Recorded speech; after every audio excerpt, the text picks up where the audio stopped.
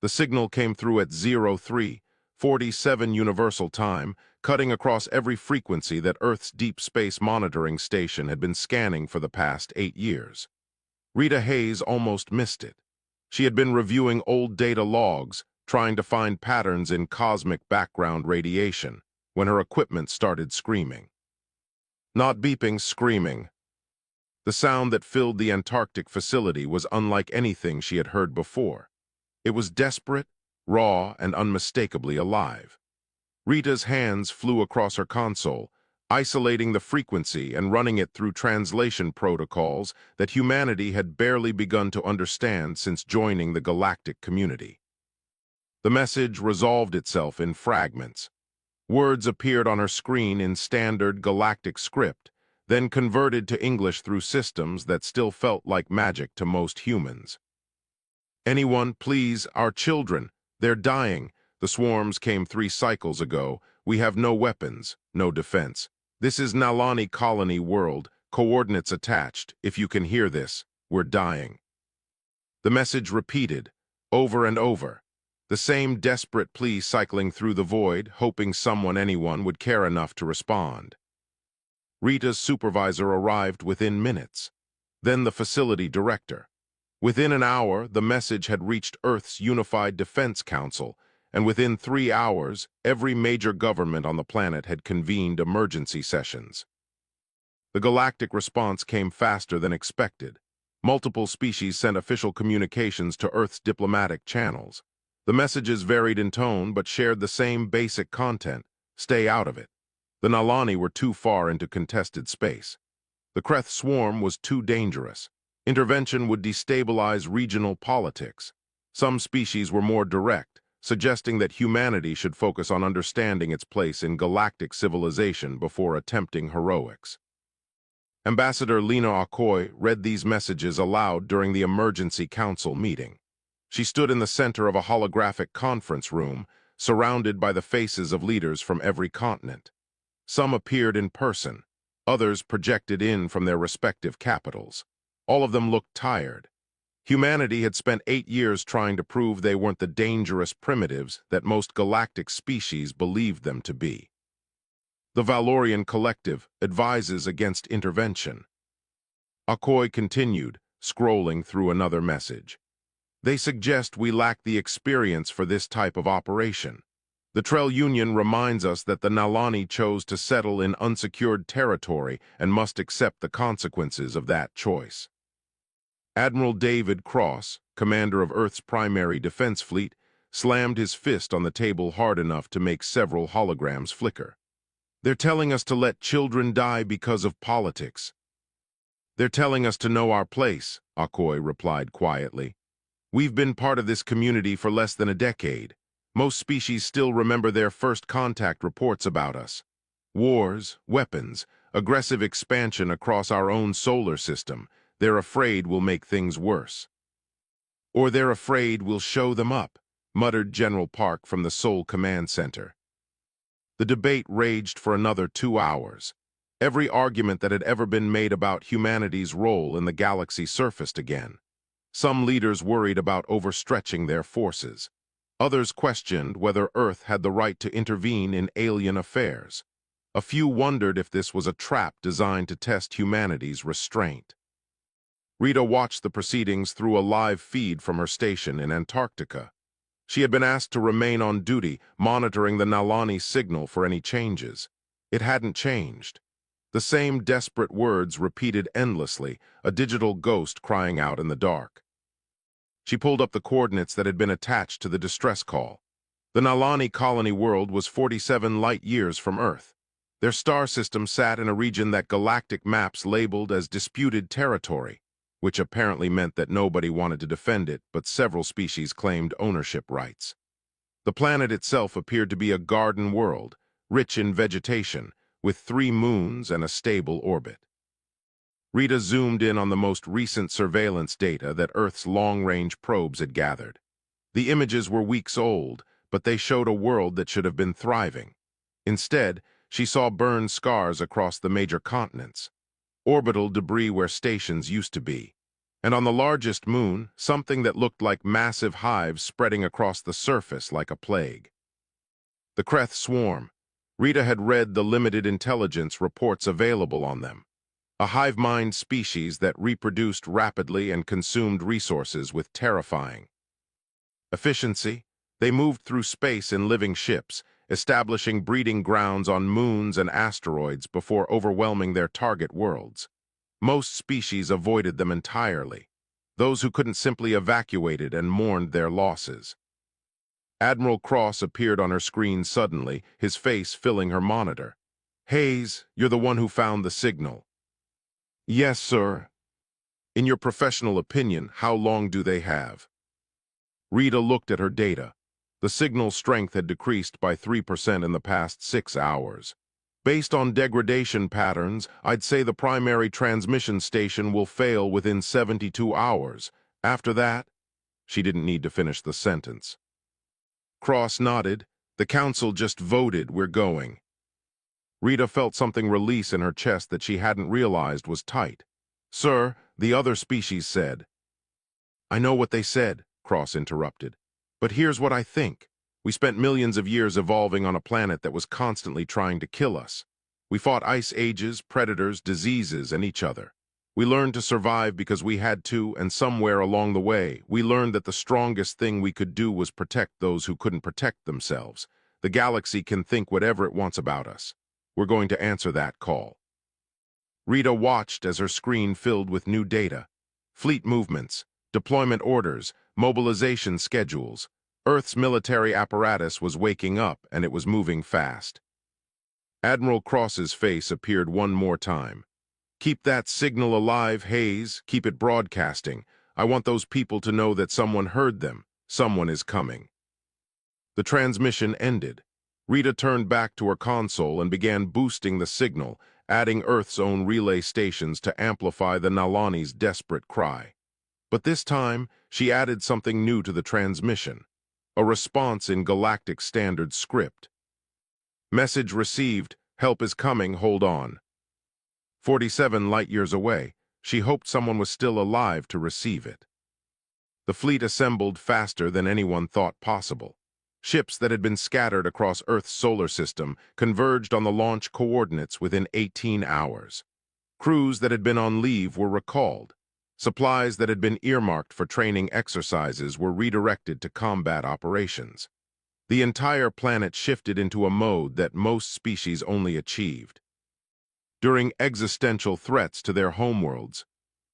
Colonel Anna Reeves stood in the tactical planning room aboard the flagship Resolute, studying holographic projections of the Nalani system. Around her, representatives from 15 different nations argued about approach vectors and engagement protocols. The noise should have been chaotic, but to Reeves, it sounded like music. These people had spent their entire lives preparing for threats to Earth. Now they were planning to defend a world they had never seen. "The Kreth control 3 key positions," Reeves said, her voice cutting through the debate. The room fell silent. "They've converted the moons into breeding grounds.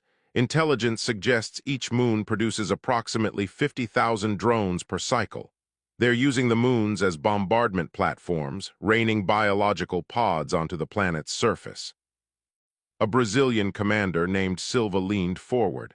"What about the planet's defenses?" "Minimal," Reeves replied. "The Nalani are a peaceful species. Their entire defense strategy consisted of early warning systems and evacuation protocols. They never expected anyone to actually attack them." "Because the galaxy has rules," added Dr. Yuki Tanaka from her position near the biological analysis station.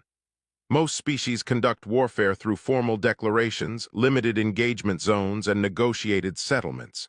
The Kreth don't follow those rules. They're a hive mind. They consume, reproduce, and move on." Sergeant Roy Bennett, who had been silent until now, spoke up from the back of the room. "So we're going to fight bugs that don't negotiate, on a world full of civilians who don't know how to fight, while the rest of the galaxy watches and judges us." "That's about right," Reeves confirmed.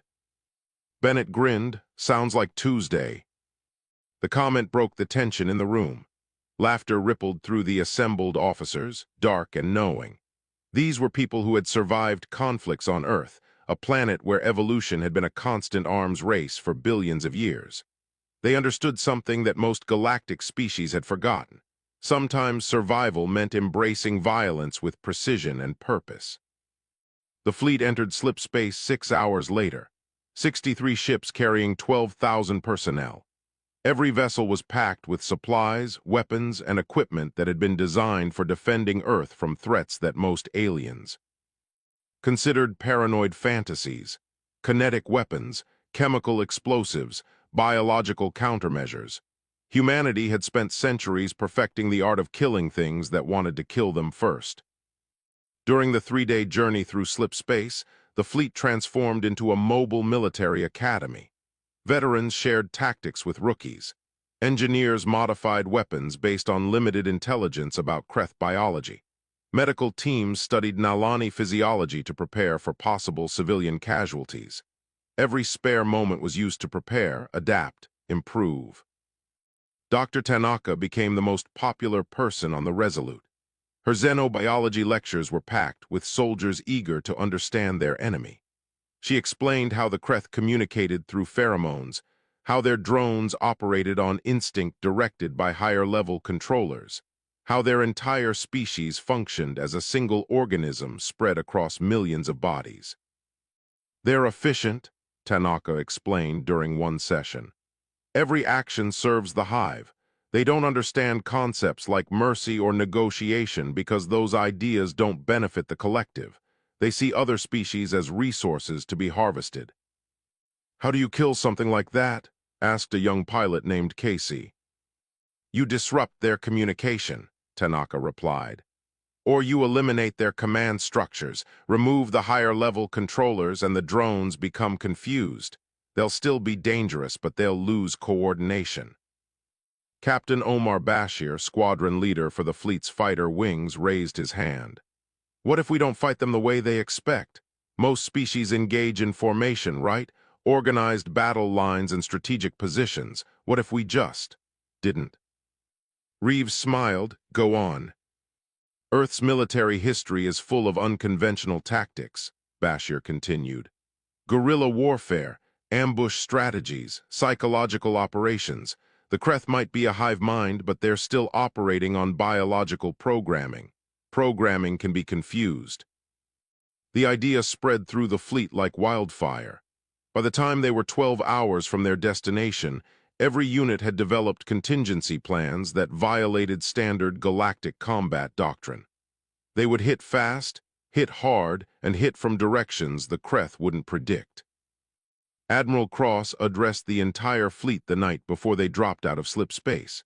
His face appeared on every screen throughout all 63 ships. "Tomorrow we arrive at a world under siege," Cross began. "The species we're going to help don't know us. Most of them probably don't even know Earth exists. They didn't call us specifically. They called out into the void, hoping anyone would answer. Well, we answered, not because we expect gratitude, not because we want territory or resources. We answered because 8 years ago we joined a galactic community that taught us about the universe, and we want to pay that forward. We answered because those distress calls mentioned children, and any species that protects its children deserves a chance to survive. We answered because it's the right thing to do." He paused, and when he spoke again, his voice was steel. "The galaxy is watching. They expect us to fail. They expect us to be too aggressive, too reckless, too primitive. They're probably right about the first two, but we're not primitive. We're humans. We evolved on a death world that spent 4 billion years trying to kill us, and we're still here. Tomorrow we show the Kreth what that means." The transmission ended to absolute silence, followed by a sound that echoed through every corridor of every ship. The sound of 12,000 people preparing for war. Bennett sat in the barracks with his squad, checking equipment for the 10th time. His weapons were clean. His armor was fitted. His medical kit was stocked. Everything was ready. "Think they'll surrender when they see us coming?"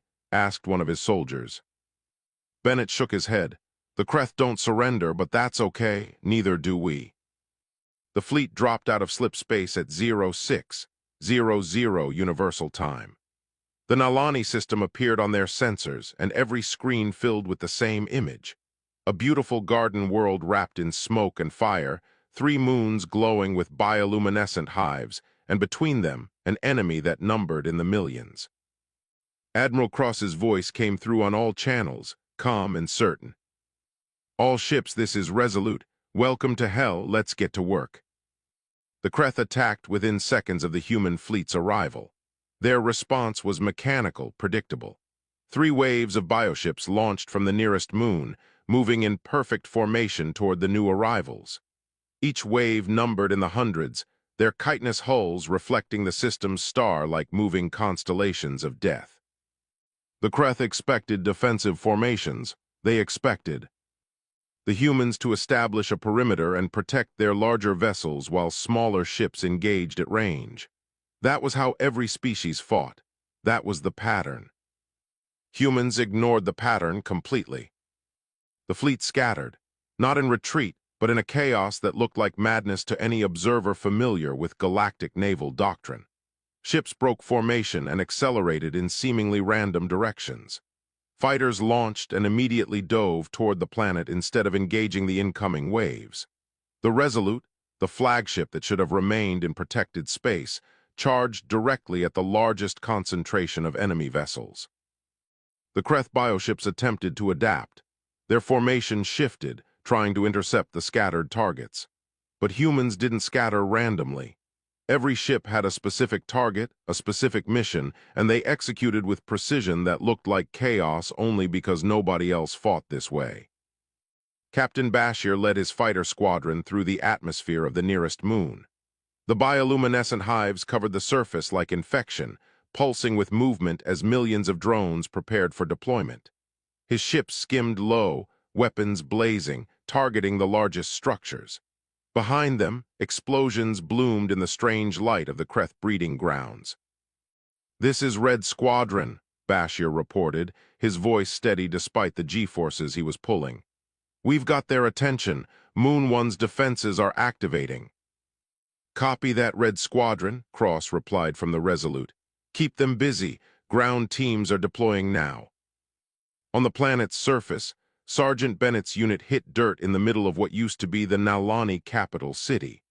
The drop pods had landed in a rough circle around a massive structure that intelligence identified as a civic center, probably a gathering place or government building before the Kreth arrived. Now it was a tomb. The city was wrong in ways that Bennett's brain struggled to process. Nalani architecture was organic, flowing, designed to work with nature rather than dominate it. Buildings grew like trees, with living walls and gardens integrated into every structure. Or at least, they used to. The Kreth had covered everything in resin-like secretions, turning the beautiful city into a hardened nest.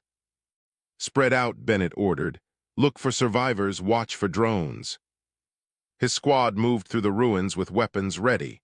They had trained for urban combat on Earth where every corner could hide an enemy. This was similar but worse. The Kreth resin was everywhere, making the ground sticky and uneven. Strange sounds echoed through the converted buildings, clicking, scraping, the sounds of a hive at work. They found the first survivors 30 minutes into the sweep. A group of Nalani civilians huddled in what remained of an underground shelter. There were maybe 40 of them, including a dozen younglings. The Nalani were tall and slender, with scaled skin that shifted between green and blue depending on the light. Their eyes were large and expressive, currently filled with terror that transformed into confusion when they saw the humans. One of the adults stepped forward, speaking in rapid Nalani. Bennett's translator struggled for a moment before converting the words to English. "You're not Kreth. Who are you? How did you get here?" "We're humans. We're from Earth," Bennett replied, hoping his translator was working both ways. "We received your distress call. We're here to help." The Nalani stared at him. One of them, an adult with deep blue scales, began to laugh. It was a broken sound, edging on hysteria. "Help! The galaxy abandoned us. The Valorians said it wasn't worth the resources. The Trell said we chose to settle in contested space.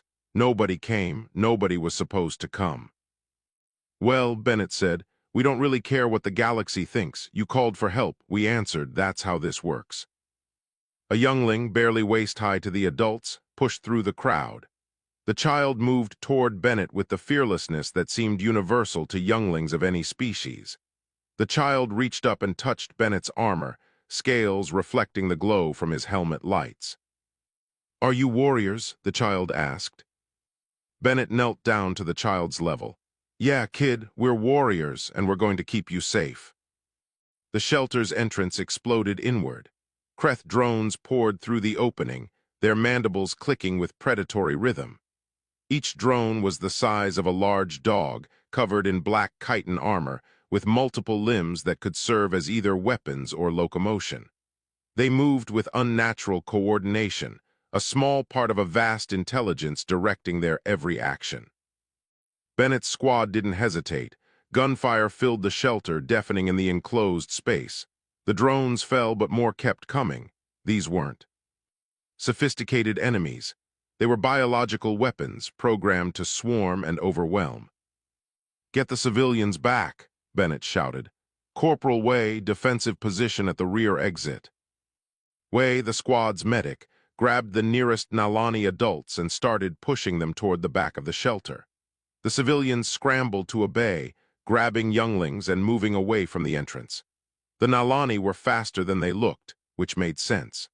Herbivores from garden worlds usually were built for running from predators, even if they hadn't seen predators in generations. Bennett's squad formed a firing line, cutting down drones as fast as they appeared. Modern military rifles, designed to punch through body armor and synthetic materials, absolutely devastated the biological armor of the Kreth. But for every drone that fell, two more seemed to take its place. "Running low on ammunition," reported one of Bennett's soldiers. "Then we go loud," Bennett replied.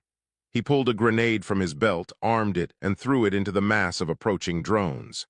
The explosion shook the shelter, and when the smoke cleared, the entrance was blocked by Kreth corpses and rubble.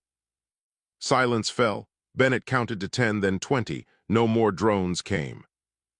"Everyone okay?" he asked. His squad reported in. Minor injuries, nothing critical.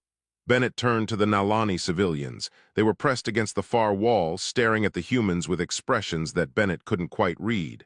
Fear? Awe? Some combination of both. The adult with blue scales stepped forward slowly. "You killed them, you just killed them all." "That's the plan," Bennett confirmed. "The galaxy told us you were dangerous," the Nalani said quietly. "They said humans were aggressive, primitive, that you hadn't evolved past violence." Bennett considered that. "They're probably right, but here's the thing. We choose where to aim that violence, and right now we're aiming it at the things trying to kill you and your kids." The Nalani looked at the younglings, then back at Bennett. "Why, we're nothing to you. Earth is 47 light years from here. What do you gain from this?" Bennett thought about the question. He thought about Admiral Cross's speech. He thought about Rita Hayes sitting in Antarctica, the first person to hear the distress call. He thought about his own childhood, growing up in a world that had too many conflicts but had somehow learned to come together when it mattered. "Because you asked for help," Bennett said simply, "and we could provide it, that's enough." The youngling who had touched his armor earlier ran forward again, this time wrapping small arms around Bennett's leg in what might have been a hug. The gesture seemed to break something in the other Nalani. Several of them began making sounds that the translator marked as crying, though they were different from human tears. Bennett's radio crackled. "All ground units, this is Resolute. Primary orbital assault successful. Kreth forces are regrouping. Prepare for second wave. Estimated arrival 15 minutes. Bennett looked at his squad, then at the Nalani. "All right, people, we've got 15 minutes to fortify this position and evacuate civilians. Let's move." The Nalani stepped forward without being asked. "Tell us what to do," said the blue-scaled adult. "This is our world, we'll fight for it." Bennett smiled. "Then let me show you how humans fight." Dr. Tanaka made her discovery in the most unlikely place, a captured Kreth drone that had malfunctioned during the first wave. The creature was still alive, its nervous system firing erratically, trying to reconnect with the hive mind that no longer responded. She worked in a converted cargo bay aboard the Resolute, surrounded by biological scanning equipment and sample containers. The drone was restrained on an examination table, its chitinous body twitching with residual nerve impulses. Most scientists would have killed it immediately. Tanaka knew that living systems revealed more than dead ones. "There," she whispered, watching her scanner display. "You're still trying to communicate." The drone was releasing pheromones in complex patterns, attempting to signal to controllers that weren't present. Tanaka's equipment captured and analyzed each chemical signature. After 6 hours of continuous observation, she found the pattern. The Kreth didn't just communicate through pheromones, they navigated through them. Every drone, every controller, every bioship followed chemical trails laid down by higher-level intelligence. If you disrupted those trails, you could make an entire swarm effectively blind. Tanaka ran to the bridge, her findings clutched in a data pad. Admiral Cross listened to her explanation with the focused intensity of someone who had spent decades making life-or-death decisions. "How do we disrupt it?" Cross asked. "We synthesize a counter-pheromone," Tanaka explained. "Something that mimics their command structure but provides contradictory instructions. It won't kill them, but it will confuse them, make them turn on each other, attack their own forces." "How long to produce it?" 12 hours if we use every biolab on the fleet." Cross nodded. "Make it happen, we'll buy you the time."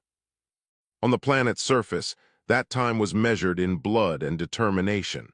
The Kreth had adapted to human tactics faster than anyone expected. The drones started moving in unpredictable patterns. The bioships began targeting human supply lines. Worst of all, the Kreth had begun converting captured Nalani structures into fortified positions. Sergeant Bennett's squad had linked up with 4 other units, forming a defensive perimeter around what the Nalani called the Sanctuary.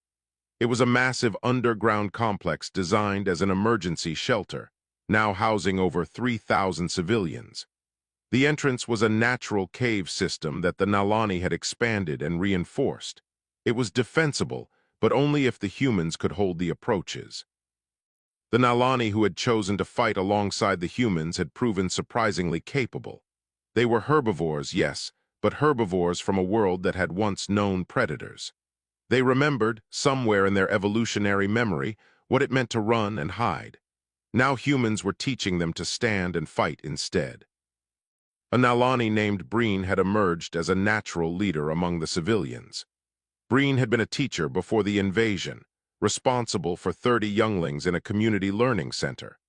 Now Breen organized supply lines, coordinated civilian evacuations, and somehow managed to keep people calm despite the constant sounds of battle from above. "The younglings are asking about the humans," Breen told Bennett during a brief lull in combat. "They want to know why you came." "What are you telling them?" Bennett asked. "That you're crazy," Breen replied, but there was warmth in the words.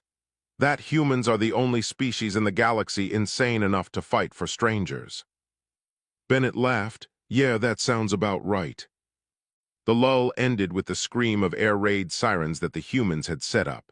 Kreth forces were massing for another assault. This time, the drones weren't alone. The bioships had deployed something new, controller-class warriors.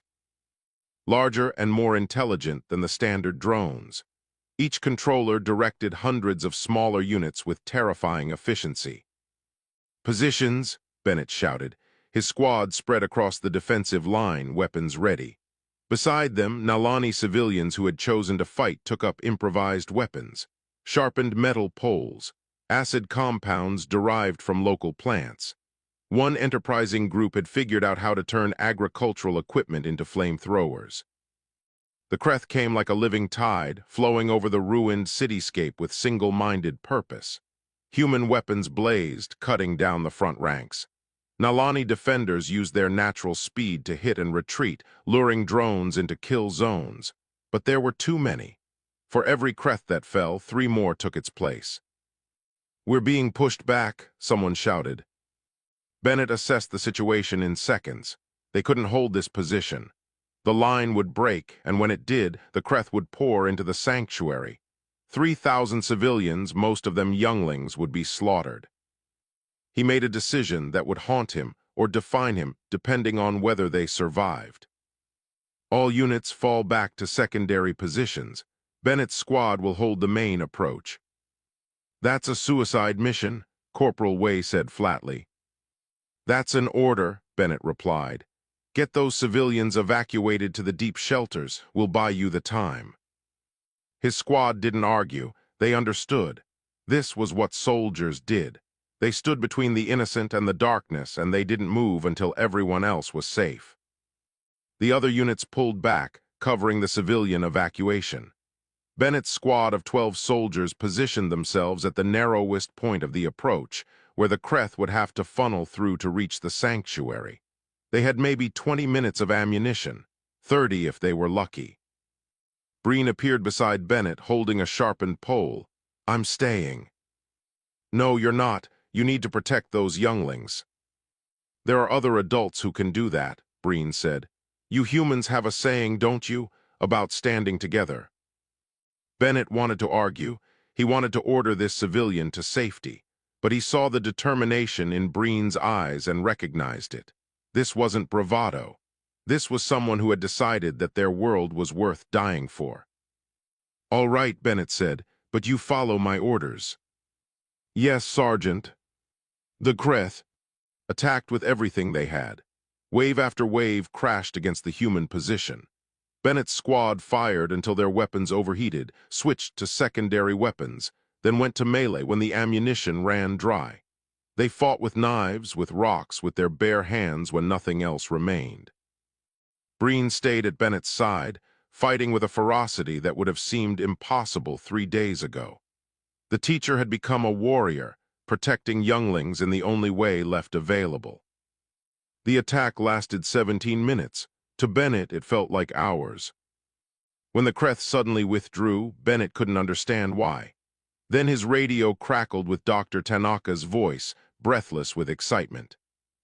We deployed the counter-pheromone. The Kreth are turning on each other. Through the smoke and fire, Bennett watched as the Kreth forces began attacking their own units. Controllers fought drones. Bioships fired on ground forces. The hive mind was tearing itself apart. Fall back, Bennett ordered. His squad, what remained of it, retreated toward the sanctuary. They were covered in Kreth blood and their own, exhausted beyond measure but alive. Breen limped alongside him. Is it over? Bennett looked at the chaos spreading across the battlefield. The Kreth were in full disarray, but there were still millions of them.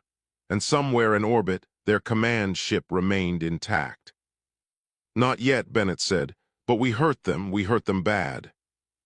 The counter-pheromone worked for exactly 47 hours before the Kreth adapted.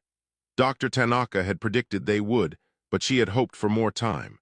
The hive mind was learning, evolving its communication protocols to filter out the false signals that humans had introduced. By the time the sun rose on the 3rd day of battle, the Kreth were coordinated again. And they were angry. Admiral Cross stood on what remained of the Resolute's bridge. The flagship had taken heavy damage during a bioship assault, and half the systems were running on backup power. But the ship was still flying, still fighting, and that was what mattered. Long-range sensors are picking up something, reported the sensor officer. Multiple massive contacts emerging from slip space at the system's edge. Cross felt ice form in his stomach. How many? 17 capital-class bioships. Each one is 3 times the size of anything we've encountered so far. And there's something else, something bigger, much bigger. The main display updated, showing the incoming vessels. Cross had spent his entire career preparing for threats. He had planned for invasions, for disasters, for existential dangers to Earth itself. But nothing had prepared him for the sheer scale of what was entering the system. The Queenship was 15 kilometers long, a living vessel that dwarfed every human ship combined. It pulsed with bioluminescent organs, and sensor data showed it was teeming with billions of Kreth organisms.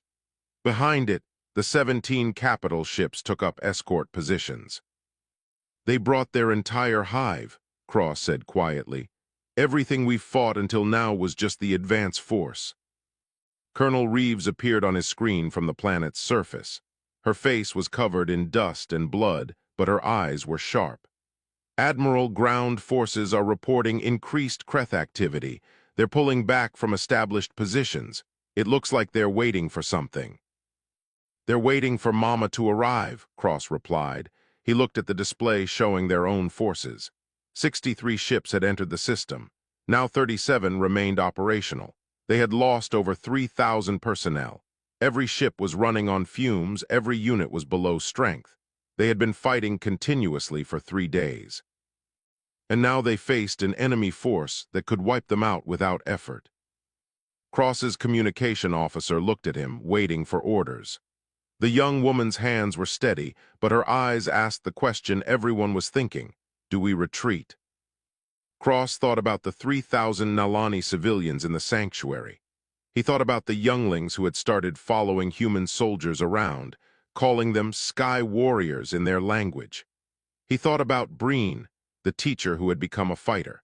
He thought about Sergeant Bennett and every soldier on the ground who had volunteered for this mission. He thought about Earth, 47 light-years away, where Rita Hayes was still monitoring their signals, where billions of humans were watching this battle unfold through delayed transmissions, where humanity's place in the galactic community was being decided by what happened in this system. "Send a message to all ships," Cross said. "Open channel, standard galactic frequencies. I want everyone listening to hear this." The communication officer nodded, and Cross began. "To speak. Attention Kreth forces. This is Admiral David Cross of the Earth Defense Fleet. You are attacking a peaceful world that asked for our help.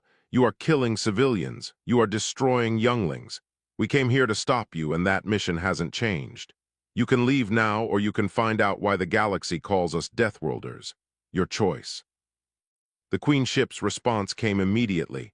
It wasn't words. It was a biological broadcast, a pheromone signal so strong that it registered on human sensors.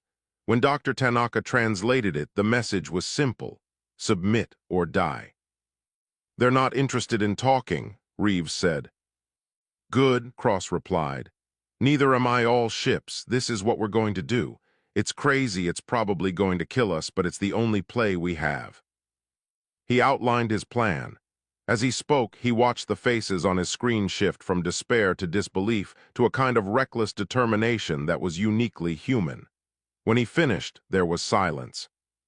Finally, Captain Bashir spoke up from his damaged fighter. "Admiral, that plan is insane." "I know. Half the fleet won't survive the approach." "I know. We'll be violating every galactic warfare convention that exists." "I know that too." Bashir grinned. "Then let's do it." The plan was simple in concept, horrifying in execution. The human fleet would split into 3 groups. The first group would engage the capital ships in a frontal assault, drawing their attention and firepower. The second group would scatter and use hit-and-run tactics to confuse the Kreth coordination. And the third group, led by the Resolute, would do something no sane species had ever attempted. They would ram the Queen ship. Not a glancing blow, not a desperation move. A calculated high-speed collision designed to cripple the massive vessel and disrupt the hive mind at its source. The Resolute would become a 15,000-ton kinetic weapon, and everyone aboard knew they probably wouldn't survive the impact. "All non-essential personnel to evacuation pods," Cross ordered. "That means you too, Dr. Tanaka." "I'm staying," Tanaka said. "If we're going to hit that thing, you'll need someone who understands Kreth biology to target the most vulnerable sections." Cross wanted to argue, but he saw the same look in her eyes that he had seen in Breen's. These were people who had decided that this moment was worth everything. "Fine, but when I give the evacuation order, you go. Understood?" "Understood, sir." The fleet moved into position. The Kreth capital ships advanced to intercept, exactly as Cross predicted. They were powerful, coordinated, and completely confident in their superiority. They had never fought humans before. The battle that followed would be studied for generations. Human ships danced through Kreth formations, using tactics that defied logic. They rammed bioships. They detonated their own munitions at point-blank range. They turned every vessel into a weapon, every sacrifice into an advantage. Colonel Reeves watched from the planet, coordinating ground forces while the space battle raged above. "They're tearing the fleet apart." "No," said Bennett, standing beside her. "They're buying us time. Every second they hold that fleet is another second for civilians to evacuate. At this rate, there won't be anyone left to evac them." Bennett looked at the sky, where human ships burned like stars. "Then we better make sure those seconds count." The Resolute accelerated toward the Queenship, and Admiral Cross smiled. "All hands," he announced. "It's been an honor." The Resolute's collision with the Queenship created a shockwave that registered on sensors across 3 star systems. The flagship struck at 40% light speed, punching through the Queenship's biological armor and driving deep into its core structure. The impact should have destroyed both vessels instantly. Instead, something unexpected happened. The Resolute's reactor, damaged but still functional, breached inside the Queenship's primary neural cluster. The resulting explosion didn't just destroy tissue. It severed the hive mind's central control node. Every Kreth organism in the system, from the smallest drone to the largest capital ship, suddenly lost coordination. Admiral Cross had evacuated with his crew at the last possible moment. Their escape pods scattered across the system, picked up by surviving human ships and even a few grateful Nalani vessels that had been hiding in the outer planets. Cross watched from a rescue ship as the Kreth fleet began to tear itself apart. Without the Queen's coordinating intelligence, the Hive reverted to base programming. Different sections of the swarm identified each other as threats. Capital ships fired on their own escorts. Drones attacked controller-class warriors. The breeding grounds on the moons began consuming themselves in a feeding frenzy. "It's working," Dr. Tanaka said from the medical bay where she was being treated for injuries. "The hive mind can't function without the Queen. They're not individuals. They're parts of a whole, and we just killed the brain." On the planet's surface, Sergeant Bennett watched the sky light up with explosions. Kreth forces that had been advancing on human positions suddenly stopped, confused, and then turned on each other.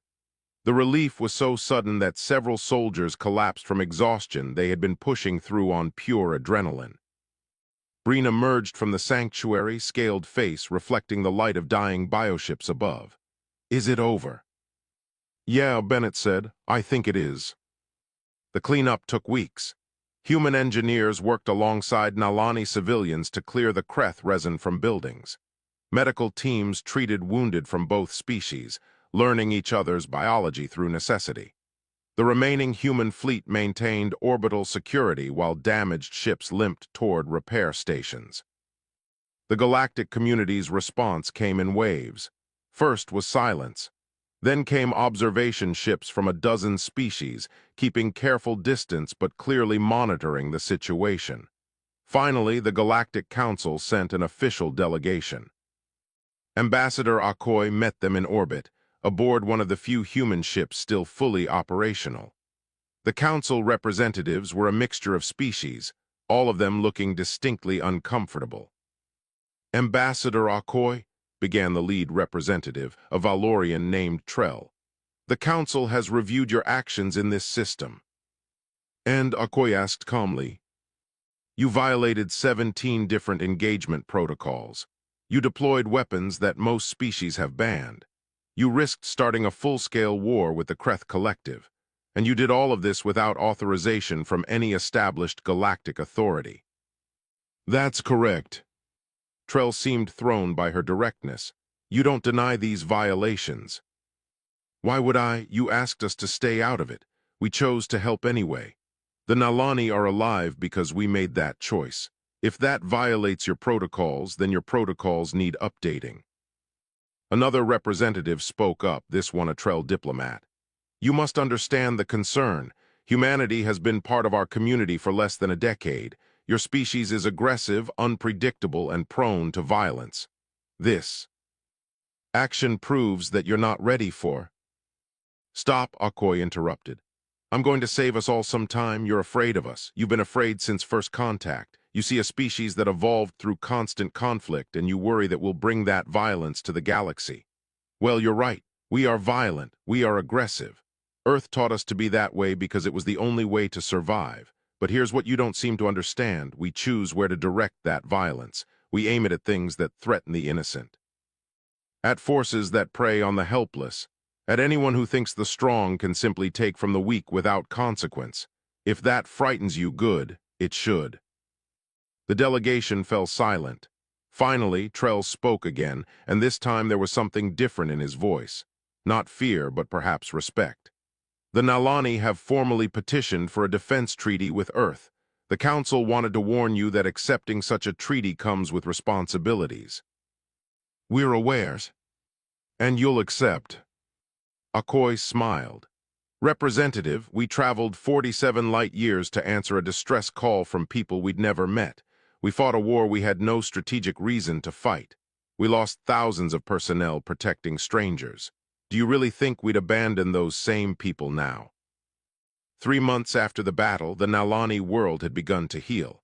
The Kreth resin was slowly being removed. New structures were rising beside the old. And in the center of what had been the worst fighting, the Nalani erected a monument. It was simple, a stone marker with 2 lists of names. On one side, the humans who had died defending their world. On the other, the Nalani who had fallen fighting alongside them. At the top was inscribed a phrase in both languages. They answered the call. Rita Hayes visited the monument during Earth's first official diplomatic mission to the planet. She stood in front of the names, thinking about the signal she had detected what felt like a lifetime ago. That desperate plea that had started everything. A Nalani youngling approached her, scales shimmering blue-green in the sunlight. The child couldn't have been more than 3 years old in human terms, young enough that the war would be just a story to them someday. Are you from Earth?